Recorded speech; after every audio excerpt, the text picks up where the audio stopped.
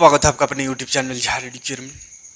तो आज की वीडियो में देखेंगे 10 क्लास का भूगोल पहला चैप्टर कंप्लीट करा दिए हैं, MCQ भी करा दिए। आज दूसरा चैप्टर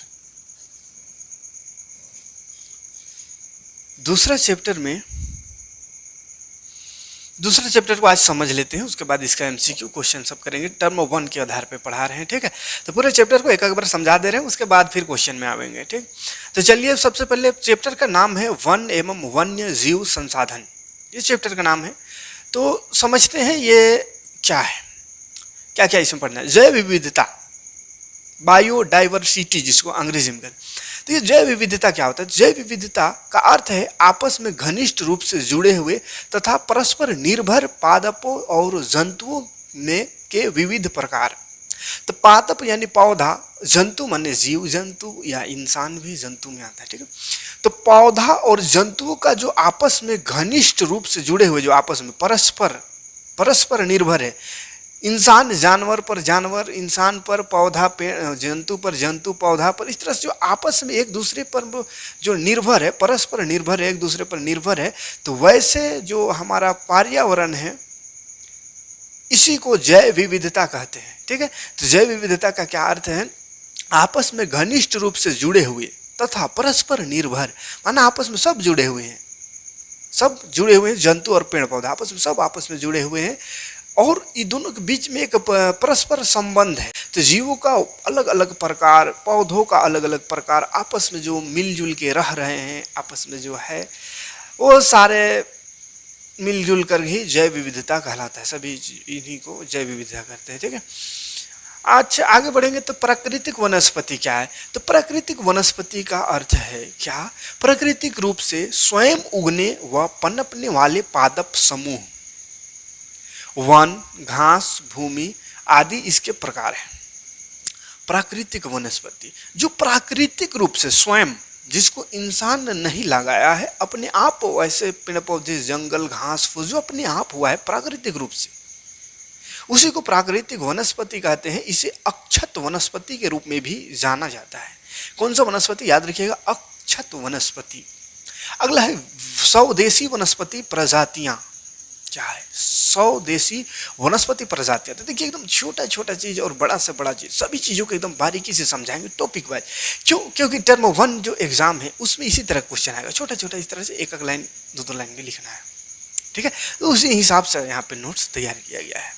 स्वदेशी वनस्पति प्रजातियां, तो स्थानीय पादप माने स्थानीय जो पौधा, अक्षत यानी प्राकृतिक, जो प्राकृतिक दूरा हुआ है, प्राकृतिक वनस्पति जो कि विशुद्ध रूप से में भारतीय है, इसे स्वदेशी वनस्पति प्रजातियां भी कहते हैं।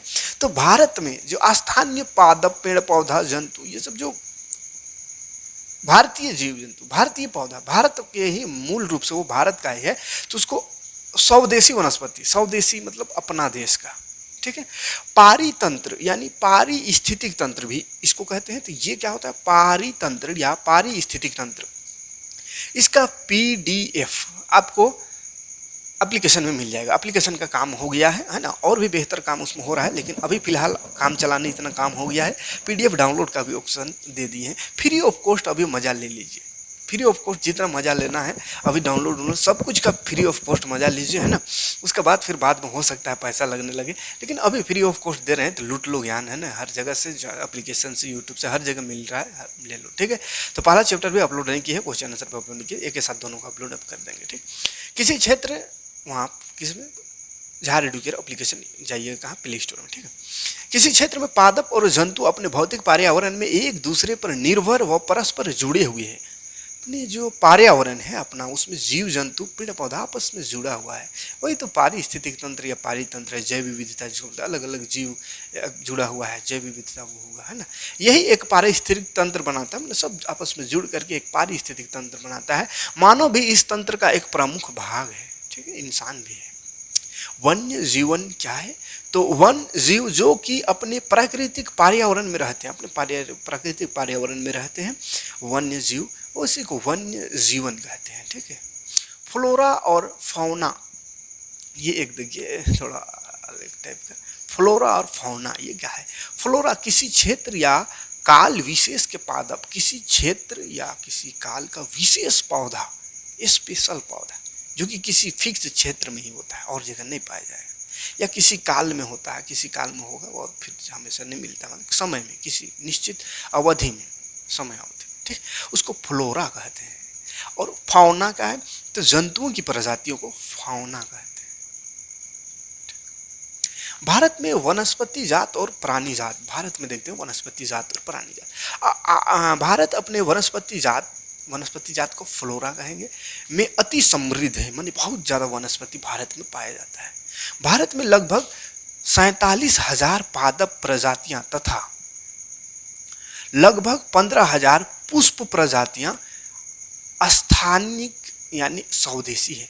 हमारे भारत की धरती जो है, इस भारत की धरती में अपना 47,000 टाइप का पादप पाया जाता है, पौधा, पेड़ पौधा पाया जाता है, प्रजाति अलग अलग, और लगभग 15,000 फूल का प्रजाति, फूल पुष्प फ्लावर है ना, तो फूल का प्रजाति खाली 15,000 है। सिर्फ भारत की बात कर रहे हैं, इस भारत में, हमारा देश, हमारे इस भारत की धरती में है ना, इतना इतना पादप की प्रजातियां पाई जाती है, ठीक है। इसीलिए भारत जो है अपनी वनस्पति जात के लिए अति समृद्ध है, यानी बहुत समृद्ध है, बहुत ज़्यादा इसमें प्रजाति पाया जाता है, स्वदेशी प्रजाति अपना, है ना।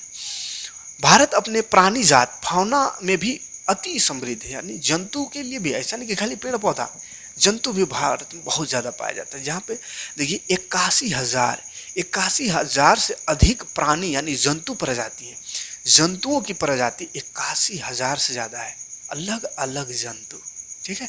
यहाँ पक्षियों की 1200 से अधिक और मछलियों की 2500 से अधिक प्रजाति है। मछली कितना? 2500 से अधिक प्रजाति है भारत में। पक्षी जो बर्ड्स है उनका 1200 से अधिक प्रजाति पाया जाता है भारत में। यानी भारत जो है, चाहे पेड़ पौधा की बात करें या प्राणी की, तो प्राणी जगत में भी और वनस्पति जगत में भी बड़ा समृद्ध है, और कहीं इतना प्रजाति नहीं पाया जाता है। यहाँ लगभग 60,000 प्रजातियों का कीट पतंग भी पाया जाता है, कीड़ा मकोड़ा जो कीट पतंग जो रहता है, फेनगा सब, 60,000 प्रजाति है ना, ये पाया जाता है उसका, ठीक।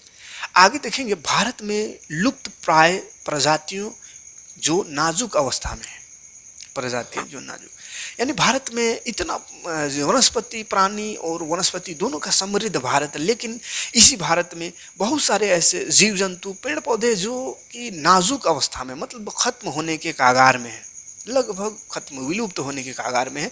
तो ऐसे कौन कौन सी जंतु है?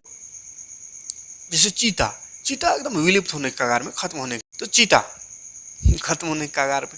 गुलाबी सिर वाला बतख विलुप्त होने का, पहाड़ी कोयल, जंगली का है चित्तीदार उल्लू, जंगली उल्लू, चित्तीदार उल्लू, मधुका इग्निस्निक, महुआ की जंगली किस्म, महुआ का एक जंगली किस्म है ये, महुआ पेड़ का, और हुबरडिया हेप्टाइन्योर, घास का एक प्रजाति है इस तरह का। तो ये चीज़ जो है खत्म होने की कागार में, तो कोशिश करनी चाहिए बचाने का। खैर चीता लाया गया है, अगर देखते हैं इसी चीता से अगर बहुत ज़्यादा चीता बढ़ जाता भारत में तो बढ़िया बात था। लुप्त होने वाला खतरा झेल रही प्रजातियां, जो का नाजुक प्रजातियों सब, और खतरा जो झेल रहा है मैंने लुप्त होने के कागार में, ये भी है, मैंने खतरा झेल रहा है कि अब ये भी खत्म होगा।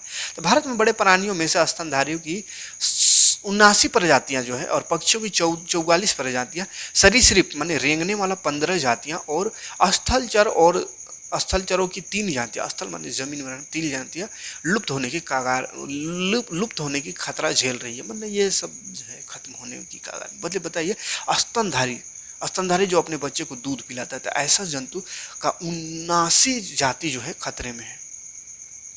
बड़ा ये दुखद घटना है, दुखद समाचार है, ठीक है।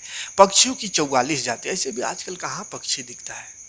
पहले याद होता है जब छोटा जो शाम होता था उस समय इतना ज़्यादा चिड़िया, पूरा आसमान चिड़िया से, और पेड़ पौधा पूरा चिड़िया से, खासकर गौरैया छोटे छोटे चिड़िया रहता है बहुत ज़्यादा, एक साथ हमको लगता है 1000 के तादाद में उड़ते थे, एकदम पूरा आते थे, पूरा बांस का ये सब में बैठते थे, पूरा बांस का जो हर्रा है वो ख़त्म हो जाता था, खाली चिड़िया दिखता।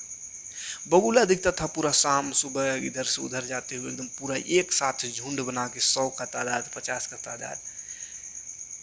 इसी तरह तोता भी दिखता, मतलब हर तरह का जंतु हम लोग का याद से बहुत सारा था, पक्षी। लेकिन अभी कुछ ही देखिए 10 से 15 साल में लगभग खत्म हो रहा था, आगे आने वाले दिनों में खत्म हो जाएगा। जीव जंतु खत्म हुआ तो मत सोचिएगा आप बचल रहिएगा, आपको भी खत्म होना पड़ेगा बहुत जल्द। इसलिए जीव जंतु को बचाने के प्रयास करनी चाहिए। लगभग 1500 पादप जाति माने पौधा भी, 15 की 100 किस्म का पौधा भी विलुप्त होने का खतरा बना हुआ है। मतलब ये सब को भी अगर ना बचाया जाए खत्म कहानी। प्रजातियों का वर्गीकरण अब देखते हैं। तो वर्गीकरण माने बंटवारा। अंतर्राष्ट्रीय प्राकृतिक संरक्षण और प्राकृतिक संसाधन संरक्षण संघ IUCN जिसका शॉर्ट फॉर्म है के अनुसार इनको निम्नलिखित श्रेणियों में विभाजित किया गया है। क्या क्या श्रेणी में विभाजित किया गया है? किसको? प्राणी जात को, है ना, प्राणियों को। तो एक होता है सामान्य जातियां, सामान्य जाति साधारण है ना, जनरल। ये वे जातियां हैं जिनकी संख्या जीवित रहने की सामान्य मानी जाती है। माने ये ऐसा जाति, ऐसी जंतुओं की जाति जो जिसका जो संख्या है वो जीवित रहने के लिए सामान्य माने, माने जिंदा रहने माने सामान्य लगभग ठीक ठाक है। जैसे पशु, साल, चीड़ और कृंतक, रोडेंट इत्यादि, माने ठीक ठाक, माने ये खत्म नहीं होगा जल्दी, वो इस तरह से। लुप्त प्रजातियां वे जातियां वे जातियां जिनके रहने के आवासों में खोज करने पर अनुपस्थित पाई गई है, जैसे एशियाई चीता, गुलाबी सिरवाली, बतख। तो विलुप्त जातियां माने उनका जो आवास है उन पर ढूंढने का उन्हें प्रयास किया गया लेकिन नहीं मिला, मतलब खत्म हो गया धीरे धीरे उन लोग का जाति। तो उसको विलुप्त जाति कहें, लुप्त जाति माने खत्म, है ना। सुभेद जाति एक होता है। ये वे जातियां हैं जिनकी संख्या घनी रही है, जिन विषम परिस्थितियों के कारण इनकी संख्या पर विपरीत प्रभाव डालने वाली परिस्थितियां नहीं बदली जाती है और इनकी संख्या घटती रहती है, तो यह संकटग्रस्त जातियों की श्रेणी में शामिल हो जाएंगे। जैसे नीली भेड़, एशियाई हाथी, गंगा नदी भी है, धीरे धीरे खत्म हो जाएगा, जो कि इतना पवित्र नदी माना जा रहा था। ठीक है, तो इसको तो सुभेद जातियां, जिनकी संख्या अभी ठीक ठाक है, घनी है, लेकिन वो धीरे धीरे अगर अभी भी पर्यावरण को ना बचाया जाए, स्थिति को ना संभाला जाए तो खत्म हो सकते हैं।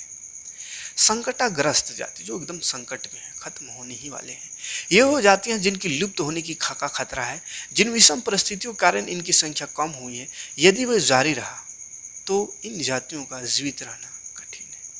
जैसे काला हिरन, मगरमच्छ, संगाई आदि, ये सब क्या है? विलुप्त, संकटाग्रस्त माने संकटापन जंतु है, धीरे धीरे इनकी जाति खत्म होने के कगार पे है। और अगर अभी भी पर्यावरण को सही ना करा जाए और जिन विषम परिस्थितियों के कारण इनमें खतरा मंडरा रहे हो, उन विषम परिस्थितियों को खत्म ना करा जाए तो ये सब जो जंतु है वो खत्म होने, विलुप्त हो सकते हैं, ये सब विलुप्त हो सकते हैं। दुर्बल जातियाँ क्या है? इन जातियों की संख्या बहुत कम या सुभेद्य मतलब बहुत ही कम है, और यदि इनको प्रभावित करने वाली विषम परिस्थिति को नहीं परिवर्तन किया जाए तो ये संकटग्रस्त जातियों की श्रेणी में आ जाएगा। तो ये दुर्लभ वाला भी कम है, संकट अभी नहीं लेकिन कम है, ये भी संकटाग्रस्त में पहुंच जाएंगे। संकटाग्रस्त में पहुंचने के बाद धीरे धीरे विलुप्त हो जाएंगे। स्थानीय की जाति, प्राकृतिक या भौगोलिक सीमाओं से अलग विशेष क्षेत्र में पाई जाने वाले जातियां अंडमानी टील, निकोबारी कबूतर, अंडमानी जंगली सूअर और अरुणाचल के मिथुन इन जातियों के उदाहरण हैं।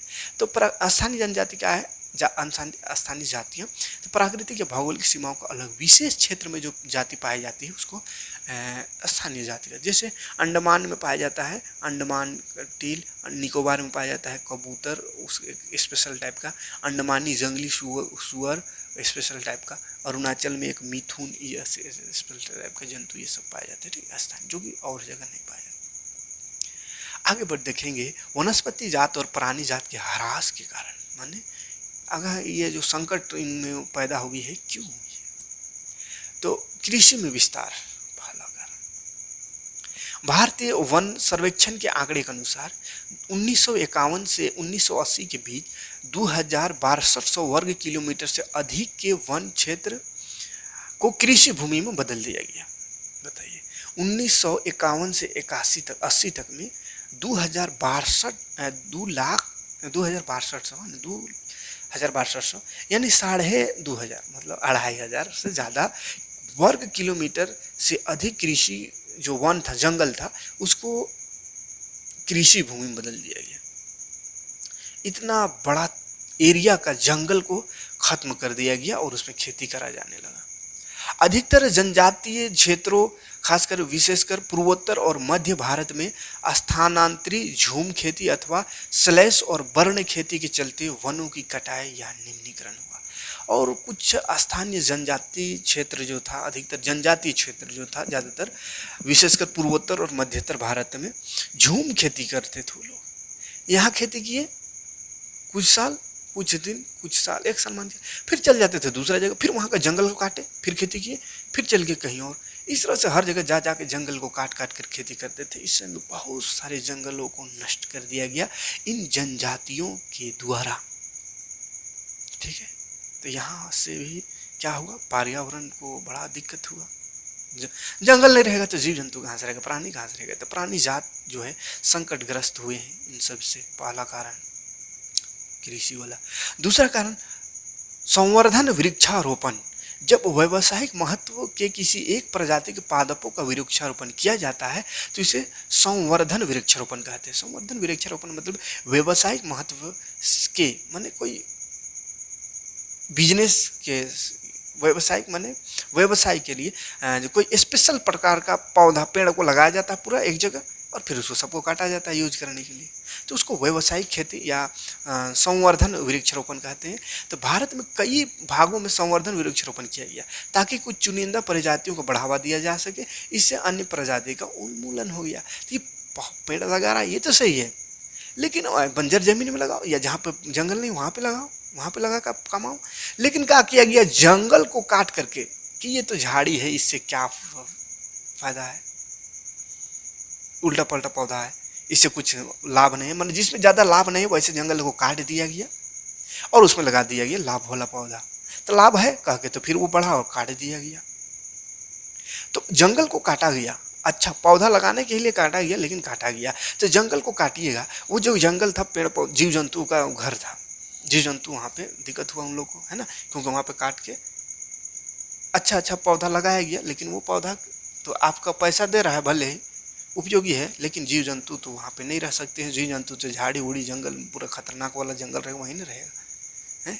अच्छा सीधा सीधा पौधा लगा दिए, जंगल काट के खत्म, कहानी हो गया। जीव जंतु धीरे धीरे इसी तरह से नष्ट हो रहे हैं। ठीक है, तीसरा विकास परियोजना। विकास हुआ, पूरा देश का विकास हुआ। विकास हुआ मतलब बड़ा बड़ा बिल्डिंग, घर, रोड कहाँ बना, जंगल काट के फैक्ट्री सब लगा। तो आज़ादी के बाद से बड़े पैमाने वाली कई विकास परियोजनाओं को मूर्तपूर्ण दिया गया, माने काम किया गया, विकासपूर्ण काम। इससे जंगलों को भारी क्षति का सामना करना पड़ा। 1952 से आज तक नदी घाटी परियोजनाओं के कारण 5000 वर्ग किलोमीटर से अधिक वन का सफाया हो चुका है। सिर्फ नदी घाटी परियोजना के कारण 5000 वर्ग किलोमीटर से अधिक वन की सफाई किया गया है। तो 1952 से अब तक में सिर्फ ये नदी परियोजना के लिए बोल रहे हैं। और रोड बनने के लिए कितना किया होगा ये तो कहना मुश्किल है। और घर, फैक्ट्री सब बनने के लिए, रोड बनने के लिए सबसे ज़्यादा रोड बनाने के लिए।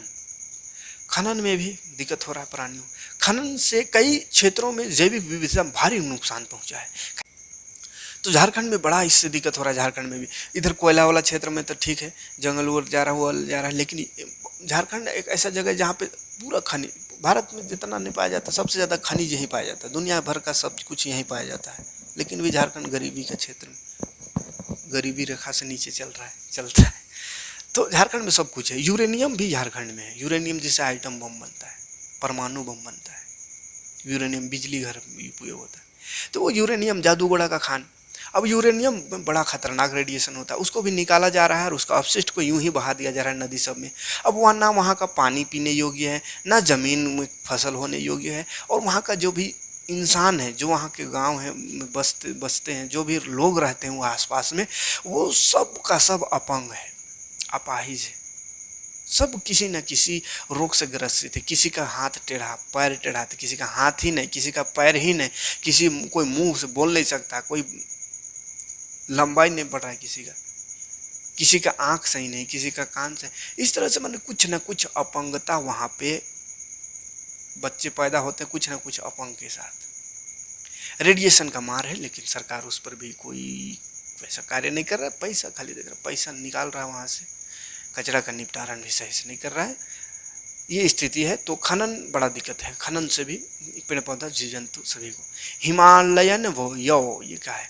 हिमालयन यव जो चीड़ के प्रकार सदाबहार वृक्ष, चीड़ की प्रकार है सदाबहार वृक्ष। तो ये एक औषधि पौधा है जो हिमाचल प्रदेश में पाया जाता है, इसलिए हिमालय यव कहलाता है। अरुणाचल प्रदेश के क्षेत्र में भी पाया जाता है। अच्छा वो खत्म हो गया वो सब, है ना। खनन के बाद एक चीज़ अच्छा, एक चीज़ और छूट गया था, संसाधनों का असमान बंटवारा से भी अमीर और गरीबी के बीच संसाधनों का असमान बंटवारा हो रहा है। इससे अमीर लोग संसाधन का दोहन कर रहे हैं। अमीर लोग क्या कर रहे हैं? उनके पास पैसा है, संसाधन का दोहन कर रहे हैं। किसको क्या इससे नुकसान हो रहा है? कोई मतलब। जैसे वही कोयला सब निकाल रहा है, खनन वो सब यूरेनियम सब जो निकाल रहा है, पैसा उससे मिल रहा है। बाकी उसके आसपास के लोग मरे, कुछ हो, प्राकृतिक नष्ट हो, जीव जंतु नष्ट हो, पेड़ पौधा नष्ट हो, क्या मतलब है पैसा से? तो अमीरी और गरीबी के बीच का जो असमान संसाधनों का बंटवारा है, ये भी बड़ा नुकसानदायक है। इससे कारण भी पर्यावरण का संसाधन का दोहन हो रहा है और पर्यावरण को नुकसान पहुंच रही है। आगे अब देखते हैं हिमालयन यव, ये क्या चीज़ है? तो ये एक चीड़ की प्रकार सदाबहार वृक्ष, चीड़ वृक्ष है ना, ये औषधीय पौधा है, दवा, जो कि हिमाचल प्रदेश और अरुणाचल प्रदेश के क्षेत्रों में पाया जाता है। ये एक तरह का पौधा है ना। उपयोग इसका क्या है? तो इस पौधे का उपयोग जो है वो पेड़ का छाल, पत्तियाँ, टहनियाँ और जड़ों से टक्सोल नामक रसायन निकाला जाता है। तो इसका जो छाल है, पत्ती है, टहनी है, इस सबसे टक्सोल नामक एक केमिकल है, उसको निकाला जाता है, जिसका जो उपयोग है वो कैंसर रोगों के उपचार में किया जाता है। नुकसान भी इसका कुछ है। तो नुकसान क्या है? तो हिमाचल प्रदेश और अरुणाचल प्रदेश के विभिन्न क्षेत्रों में यव के हजारों पेड़ सूख गए हैं। यव का 1000 पेड़ सूख गए हैं, माने नुकसान इससे नहीं है, माने पेड़ सूख रहा है तो इससे दिक्कत है। कम होते संसाधनों के सामाजिक प्रभाव। अब जो संसाधन कम हो रहा है उसका क्या समाज में प्रभाव? संसाधनों के कम होने से समाज पर प्रतिकूल प्रभाव पड़ते हैं। कुछ चीज़ें इकट्ठा करने के लिए महिलाओं पर अधिक बोझ होता है, जैसे ईंधन, चारा, पेयजल, अन्य मूलभूत चीज़ें। तो संसाधनों की कमी होने के कारण बहुत सारा समाज को प्रतिकूल प्रभाव, गलत प्रभाव पड़ रहा है। लेकिन यही बात है इसमें, जो संसाधनों का असीमित बंटवारा है, सबसे बड़ा कारण यही है। अमीरों को कुछ नहीं हो रहा, जिसके पास संसाधन है वो लोग संसाधन को लूट रहा है, ठीक है। जो गरीब है उसको ईंधन, चारा, पीने का पानी, ये सारी चीज़ों की परेशानी हो रहा है। लेकिन जो गरीब है, जो गांव देहात में जिसके पास पैसा है, उसके घर में सब कुछ आ जा रहा है। तो ये संसाधनों का असीमित मतलब असमान बंटवारे के कारण ये सारी चीज़ें उत्पन्न हो रही है। तो कम हो रहा है संसाधन, तो समाज में प्रभाव पड़ रहा है। इन संसाधन कमी होने से महिलाओं में अधिक काम करना पड़ रहा है। कुछ गांव में पानी के पीने के लिए महिलाओं को कई किलोमीटर पैदल चल रहा है, तो महिलाओं को ज़्यादा दिक्कत हो रहा है। पानी लाना कितना किलोमीटर दूर जाके, जलावन के लिए लकड़ी जंगल जाके काट के लाता है, जंगल भी अब बचा नहीं, और काट के लाने से भी पुलिस पकड़ लेगा। तो गरीबों को लकड़ी जलाने के लिए सूखल टटाल को भी लेता है, किसी तरह का हाथ थोड़ा चला दिया पौधा में, पेड़ में, तो पकड़ लेगा उसको पुलिस, पेड़ को नहीं काटने देगा। लेकिन यही अमीर रोड बना रहा है, सड़क बना रहा है, का बिल्डिंग बना रहा है, फैक्ट्री बना रहा है, नदी परियोजना बना रहा है, जिसमें हजारों लाखों पेड़ काट रहा है, उसको कोई पकड़ने वाला नहीं है। तो ये थोड़ा सा सिस्टम गड़बड़ है, इसके कारण पर्यावरण सबसे ज़्यादा दूषित हो रहा है। वनोन्मूलन से बाढ़ और सूखा जैसे प्राकृतिक विपदाएं बढ़ जाती है, जिससे गरीबों में काफ़ी कष्ट होता है, गरीबों को काफ़ी कष्ट होता है। अमीर को कोई दिक्कत नहीं, अमीर को कोई दिक्कत नहीं, पैसा है तो सब कुछ आज का दौर में। भारतीय वन्य जीवन संरक्षण अधिनियम 1972 एक नियम पारित हुआ, भारतीय वन्य जीवन संरक्षण अधिनियम। लेकिन वही नियम, जितना कानून नियम, वो नीचे के तबके को लोगों तक लागू होता है, बड़ों पर लागू नहीं होगा। 1960 और 70 के दशकों में पर्यावरण संरक्षकों ने वन्य जीवन की रक्षा के लिए नए कानून की मांग की थी। उनकी मांगों को मानते हुए सरकार ने भारतीय वन्य जीव रक्षण अधिनियम 1972 को लागू किया। इसका उद्देश्य क्या? ये एक नियम कानून लागू, उद्देश्य समझते हैं इसका। इस अधिनियम के तहत संरक्षित प्रजातियों की एक अखिल भारतीय सूची तैयार की गई। बची हुई संकटाग्रस्त प्रजातियों के शिकार पर पाबंदी लगा दी गई। वन्य जीवन के पर्यावरण पर रोक लगाया गया, वन्य जीवन को व्यापार करने पर रोक लगा दिया गया, वन्य जीवन के व्यापार पर, यानी हाथी का दांत, शेर का खाल, तो ये सब का व्यापारिक बढ़ जरूरत होता था, शिकार और करते थे, तो ये सबको रोक लगा दिया गया। वन्य जीवन के आवास को कानूनी सुरक्षा प्रदान की गई। कई केंद्रीय सरकार व अन्य राज्य सरकारों ने राष्ट्रीय उद्यान और वन्य जीव पशु विहार स्थापित की, यानी चिड़ियाघर सब स्थापित किया। कुछ खास जानवरों की सुरक्षा के लिए कई प्रोजेक्ट शुरू किए गए, जैसे प्रोजेक्ट टाइगर है ना, तो ये सब नियम कानून लाया गया जिससे कि बचाया जा सके। लेकिन वही कुछ हद तक तो ठीक है, लेकिन बड़े बड़े लोग ये सबको कुछ नुकसान कर रहे हैं तो उस पर कोई कार्रवाई नहीं होती है। ये सबसे बड़ा दिक्कत है भारत के कानून का। संरक्षण के लाभ, क्या फायदा है इसका संरक्षण करने से? संरक्षण से कई लाभ होते हैं। इससे पारिस्थितिक जो तंत्र है इसकी विविधता को बचाया जा सकता है। इससे हमारे जीवन के लिए जरूरी मूलभूत चीजें जैसे जल, हवा, मिट्टी का संरक्षण भी होता है। तो संरक्षण करना जीव जंतु को, प्राणी जात को जरूरी है, ये तो हर कोई समझ सकता है। क्योंकि जल, हवा, मिट्टी, इसके बिना तो आप जिंदा नहीं रह सकते। हवा के बिना जिंदा रहिएगा, कहाँ से मिलेगा? पेड़ पौधा से मिलेगा। पानी के बिना जिंदा रहिएगा नहीं, कहाँ से मिलेगा? मिट्टी से ही रहेगा, जमीन से, पेड़ पौधा से ही है ना, पेड़ पौधा से ही ज़्यादातर डिपेंड। पेड़ पौधा सही नहीं है, पेड़ पौधा नहीं है, पानी भी बरसेगा नहीं, है ना, मिट्टी भी खत्म हो जाएगा। मिट्टी नहीं रहेगा तो पनिया कहाँ रहेगा? वन विभाग द्वारा वनों का वर्गीकरण,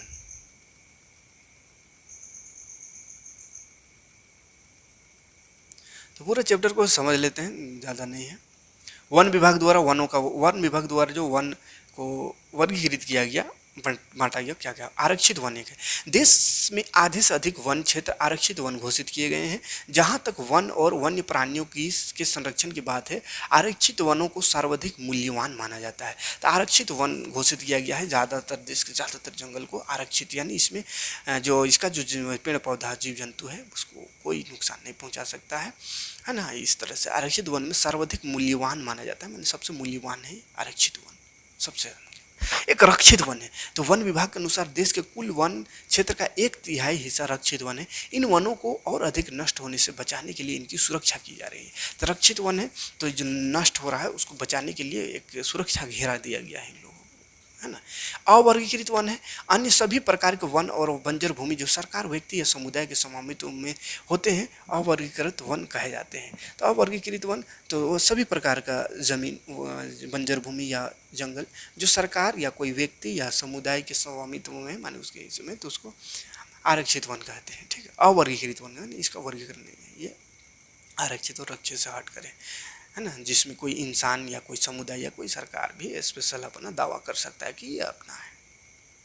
वन्य जीवन में होने वाले अविवेक ह्रास पर नियंत्रण का उपाय, माने यहाँ पे जो माने अंदाजी जो इसका ह्रास हो रहा है, वन्य जीवन का कमी हो रही है, उसका क्या क्या उपाय है बचाने का? तो सरकार द्वारा प्रभावी वन्य जीवन संरक्षण अधिनियम, भारत सरकार में लगभग 14 जीव निचय जैव संरक्षण स्थल प्राणी जात व पादप जात हेतु बनाए हैं।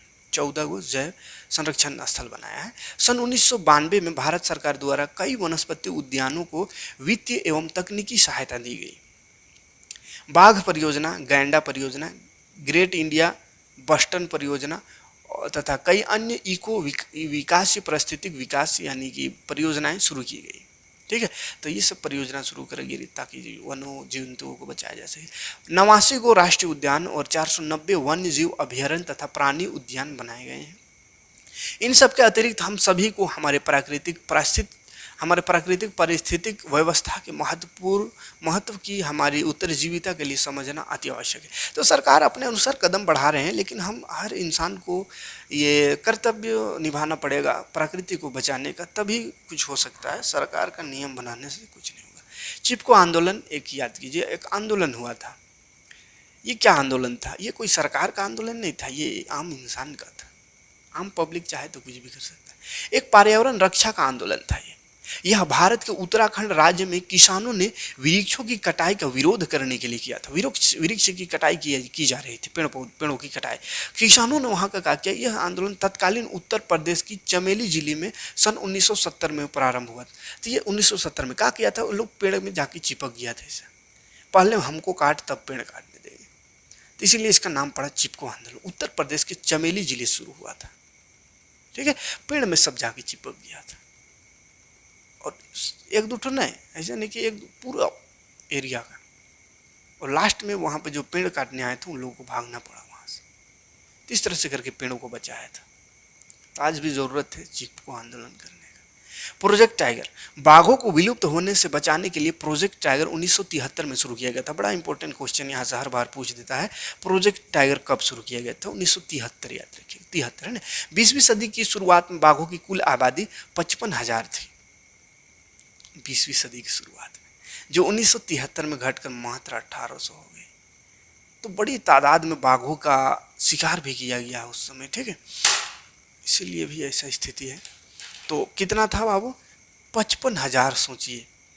लेकिन 100 साल भी नहीं, 100 साल भी नहीं लगा और उसको घट करके 1973 में देखा गया तो 1827 को होगा। अभी 1827 से भी कम हो गया होगा। तो इतना ज़्यादा आबादी घटा, 55,000 से कहाँ, सोचिए 1,000 में आ गया, 1500 में। बाघ की आबादी के लिए खतरा क्या है? व्यापार के लिए शिकार किया गया बड़ी तादाद में, ये खतरा हुआ। सिमटता आवास, और जंगल ही नहीं बचा, बाघ कहाँ रहेगा? गांव घर में चढ़ेगा तो फिर मार देगा आदमी। जंगल ही नहीं बचा, कहाँ रहेगा? भोजन के लिए आवश्यक जंगली उपजातियों की घटती संख्या। अब भोजन की, उनको भोजन भी नहीं मिल रहा है। जंगल नहीं है तो बाकी जंतु भी नहीं मिल रहा है सही से, बाकी जंतु नहीं खाएगा क्या? तो भूख से भी मर के खत्म हो गया। महत्वपूर्ण टाइगर रिजर्व क्षेत्र देखते, उत्तराखंड में एक है कॉर्बेट राष्ट्रीय उद्यान। याद रखिएगा, ये सबको मैप में दर्शाने को आता है, ठीक है। तो मैप हमको दिखाना था लेकिन गलती हुआ, मैप नहीं दिखाया। चलिए कोशिश करेंगे नेक्स्ट बार से मैप दिखाते चलेंगे। उत्तराखंड में कॉर्बेट राष्ट्रीय उद्यान, पश्चिम बंगाल में है सुंदरबन राष्ट्रीय उद्यान, मध्य प्रदेश में है बांधवगढ़ राष्ट्रीय उद्यान। कौन कहाँ है याद रखिएगा। राजस्थान में सरिस्का वन्य जीव पशु विहार, असम में है मानस बाघ रिजर्व, और केरल में पेरियार बाघ रिजर्व। भारत में बाघ संरक्षण परियोजनाओं को उदाहरण है। ये सब बाघ परियोजना कहाँ कहाँ क्या है याद रखने का। आगे बढ़ते हैं, खत्म कहानी होता है यहीं पे। तो यहीं पे ये चैप्टर को ख़त्म करते हैं, यहीं पे ख़त्म होता है ये चैप्टर। मिलते हैं नेक्स्ट वीडियो में इसका एमसीक्यू लेकर के। और हमको लगता है पहला चैप्टर का एमसीक्यू कराए थे, लेकिन शॉर्ट जो क्वेश्चन है वो नहीं कराए थे, शॉर्ट क्वेश्चन लेकर आते हैं उसका भी और इसका भी। पहले एमसीक्यू देखेंगे, फिर छोटा छोटा क्वेश्चन देखेंगे, क्योंकि इस बार का तो पैटर्न चेंज हो गया एग्जाम का। एमसीक्यू पूछेगा और छोटा छोटा क्वेश्चन पूछेगा, बड़ा क्वेश्चन पूछेगा ही नहीं। एक दो ठो रहेगा, मात्र 2-3, एक ठो 5 नंबर या 2 2.5 नंबर, ठीक है। तो ज़्यादा फोकस छोटे छोटे क्वेश्चन में करना, इसलिए छोटा छोटा चीज़ करके, छोटा छोटा टॉपिक करके आपको वीडियो को समझाने का प्रयास करें, नोट देने का प्रयास करेंगे। नोट्स डाउनलोड कर लीजिए वहाँ से, एप्लीकेशन से। नेक्स्ट वीडियो में आवेंगे एमसीक्यू क्वेश्चन लेकर के, बड़ा इंपॉर्टेंट क्वेश्चन वहाँ पे दिखावेंगे। तो नेक्स्ट वीडियो का इंतजार में रहिए। और बाकी सब्जेक्ट भी कंटिन्यू अब हो गया है, पूरा कंटिन्यू क्लास करिए। ज़्यादा दिन एग्जाम नहीं है, 1 महीना का समय है, पूरा दिन रात एक कर दीजिए 1 महीना में, ताकि 40 में 40 नंबर लाने से आपको कोई बचा ना सके, ठीक है। तो मिलते हैं नेक्स्ट वीडियो में। Thanks for watching. जय हिंद, जय